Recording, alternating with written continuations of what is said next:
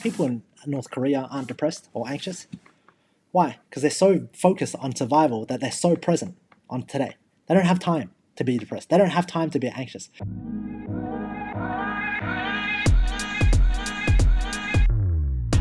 This is the dichotomy of life. A lot of guys will listen and go, what the fuck are you talking about? Like, why are you working and playing? I think there's a dichotomy. Life's very funny, okay? Life is like this. Life is, if you enjoy the fruit of today, you will get less fruit tomorrow. And if you work hard to plant the seeds today, you'll have more fruit tomorrow. And it's like that dichotomy of how much fruit you want to eat versus how much fruit you want to plant. It's kind of like this. The other day, we were making Ocean a drink, like a superfood drink. She needed some vitamins, minerals, and etc. And her mum mixed it together, and it tasted like shit, right? So we put coconut water in it, we mix it, and her mum says to her, "Ocean, I want you to drink this. This is going to be good for you. Drink it, drink it, drink it." What do you think Ocean says? What do you think any kid? Fuck no, fuck no. The dichotomy of this is this.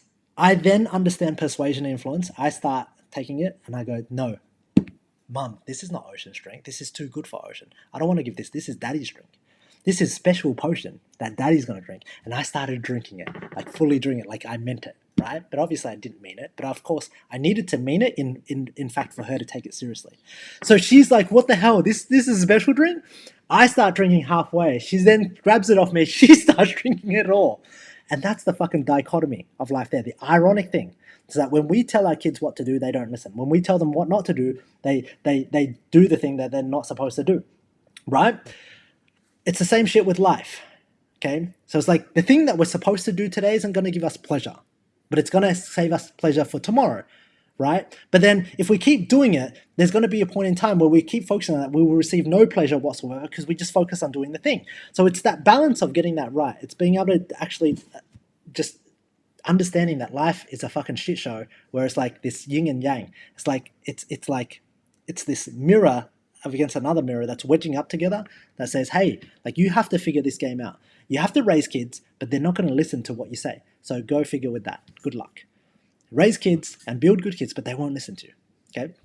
Like it's just, you'll see ironic and you'll see dichotomies everywhere. You'll see this thing, I'm supposed to raise a kid and they're supposed to listen to me, but they're not. And so you go, look, if I'm going to raise a kid and they're not going to listen to me, and you understand that's the rule of the game, how do you operate and work in that paradigm? And so with Kerry, she was getting upset because I was not drinking it. You know, she uses force. And I'm like, I don't want to use force, I want to use influence. So I take this and I drink because I understand through selling, the art of selling, by taking things away, by not pushing. It's the same thing with sales. If you're pushy, guess what happens? If you're needy, there's dichotomies everywhere. When you're needy, what happens?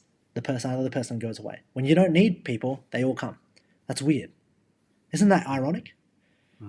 It's the same thing. When I tell Ocean what to do, she doesn't listen. When I say don't do this, I'll have this instead. She wants to have it. There's crazy dichotomies everywhere in life. Yeah, it's almost like the two sides of the same coin, isn't it? But I think what I find with a lot of people, especially the men we work with, is they get so rigid and thinking they only have to have one answer. And they don't work both sides, just like the work and play, right? So all they do is fucking work. And then the reward is something, but it's come at a cost of not reaping rewards in other areas, or they just play the whole time. And then again, there's a reward and a cost. And I think you can choose both. You said it perfectly, man, with the fruit and then planting the seeds. Same with our children. And this is a dichotomy of life. Think about our children when they're young. When they're really young, what do they need the most?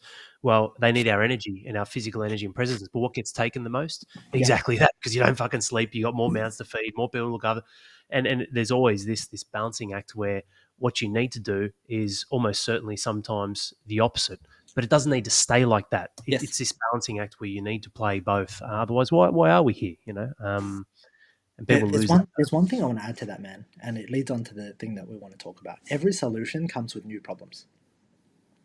And what you're going to realize is the solution that you create now to the problems that you have today create another problem. And then you can find out solutions for that. And then what happens is you'll go in cycles of a circle. And it's an infinite loop. Okay, what I mean by this is we're seeing the chaos of today with people going trans and getting confused and all this shit, right? We have a lot of problems and discussions that we have today, but we didn't have these 20, 30, 40 years ago. Why not? Well, the problems that we had 20, 30, 40 years ago, let's say 100 years ago, was the problems of survival. How are we going to survive? We have poverty, we have hunger. Okay? So that's our main focus. Once we actually solve these problems, and I don't think anybody in the Western world has any like hunger issues or survival issues in regards to food. There's plenty of food, and the government's looking after you in order to give you food. Most people, we have now created another problem. We have too much food, and so most people are getting fat, right? Because now we have abundance of food. So the problem that we created was actually man-made from the fact that we didn't have any food. We came up with a solution to create more food, to create biscuits, to create long-lasting food, so that we can have more food. And now we're too fat. Okay. And then we have other problems now because like we're not in war with each other. That used to be a problem. So now we created peace. And what does peace do? Peace creates a lot of thinking time for people. Now that people don't actually have to do a lot of shit, and they're not focusing on working or doing or going to war or fighting, they're not present in the moment. They have a lot of time to think. What happens when you think? Well, you have a lot of time to be anxious. You have a lot of time to be depressed. We have depression and we have anxiety as a result of too much fucking thinking. Why are people thinking so much? Because they have all the time. Why do they have the time? Because we solved the problem. Because they're not doing the work. They're not on the fields. You know when you're farming and you're spending like 8 hours doing work, there's not a lot of depressive thoughts that come to you when you're actually doing physical labor and you're going out there and farming for 8 hours a day. You don't have a lot of time because you're in the moment. You're so fucking present. The fact that people are not present today because they're not doing the work means they have a lot of time to think. This is where a lot of anxiety, depression comes from. The space to even be anxious and depressed. Okay, there was a funny thing that I saw.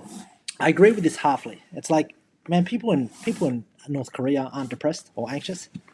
Why? Because they're so focused on survival that they're so present on today. They don't have time to be depressed. They don't have time to be anxious. It's kind of like a problem that was created by too much by too much goodness. It was a problem that created because there was just too much good in the world, right? Just like how starvation has led to us problem solving, and now we're too fat. That's the dichotomy of life. Wherever you're at, there's just going to be a new problem based on the solution that you came up with. That's the point that I'm trying to make. We have a lot of problems now with trans and like the rainbow and what they're teaching in schools because we live in such a great place. There was a quote, and it said, "Hard times make strong men make good times make weak men make hard times." Okay, so if you think about that, we're in the stage where we have good times, and we're living in such good times now that the men are weak. Okay, because good times don't force men to become strong. So weak men. So because we have good times, we have weak men. Weak men make what? Hard times. Hard times, which I think we're We're in transitioning this into. cycle where it's like we're gonna go around and we have a whole bunch of weak men because they can be weak. It's just natural. And what you're gonna realize is just a ring. And that's what I realized. That was my little epiphany at night while I was talking to Karen. Like, life's just this ring where you just go around the ring. Like, does that Yeah, make definitely. sense? Like, I Yeah, will be like, I'm growing up pissed off at my parents, going, "Hey, why weren't you nicer to me? Why did you force me to be so hard?" Now that I'm here, I'm like, oh, now I'm gonna give all this love to Atlas and Ocean, and who knows my other kids. And then in the future, they're gonna be pissed at me, and they're like, "Dad, why didn't you make me more disciplined? You just gave me everything. Now I'm lazy." They're going to be pissed at me for the thing that I was trying to solve against that I was pissed at my parents for. Does that make sense? I was like, "Parents, why don't you love me? Why don't you cuddle me? Why don't you give me, a great life? Why weren't you great parents?" Now that I'm a great parent, I'm giving them a great life. I guarantee, if I keep going on this trajectory where I don't enforce discipline, I don't give them a mix of that, they're going to come back full swing and they're going to complain that I wasn't disciplined. I'm like, they're like, "Oh, your grandparents, my grandparents raised you so well. Your dad raised you so well, and he gave you such discipline, such drive, and I don't have that." And they'll be pissed at me. They don't have that. you Crazy. know what I love? Yeah, you know what I love, man. And I don't know if you remember, but you're the one who came up with it. When you mentioned being the panda, I just love one of our principles in becoming the chief, which we call inside of HPF, is Yeah, being able to. The chief is the man who sits in the middle, who can toggle between being the Viking when he needs to. And I created this in spite off the back of you talking about being a panda when you need to for your children. yeah. And pandas are still very strong, but when you think of a panda, you think soft, cuddly, blah, blah. And I look at that, man, and it's such a beautiful play. That's literally what I base my entire parenting around. And there are three core things that I instill into my children, because you're right. I don't want my children to be glorified, entitled brats. It's Mm, love. They need that. They do need that from their father as well as their mother. Love, values. That's helping them instill the spine of your family heritage. What do they stand for? And standards. How will they apply themselves in life? And I think those three are important, men. And I think our parents might have missed the mark a bit. My father, being Italian, who migrated from Italy when he was young, maybe as strict as yours, maybe not, but he certainly, he beat us, man.